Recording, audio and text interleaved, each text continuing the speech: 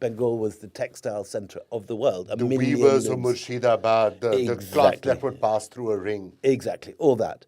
And there was whole varieties. So, obviously at the top was these various silks and kalamkaris and all these wonderful hangings that were embroidered. But India also made what the world needed most, which was simple, perfect, what they called piece cotton, which meant cotton in just bolts after bolts of perfect cotton of varying qualities.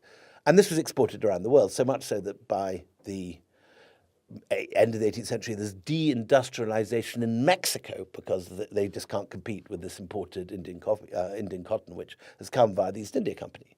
The East India Company buys it in Bengal and ships it all around the rest of the world. The great thing that the company made its first fortune from was just simply exporting Indian textiles. Because the Mughals didn't have a navy, nor did the Marathas, it's the company that basically gets the prize share of Indian cotton exports.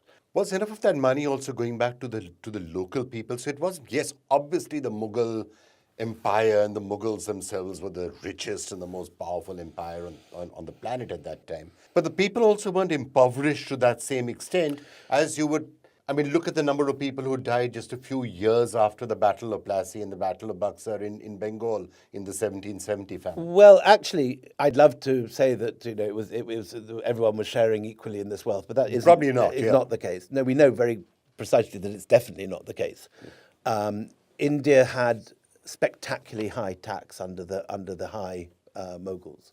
And British tax rates were actually slightly lower. India was extremely rich, but that wealth was not at all equitably distributed.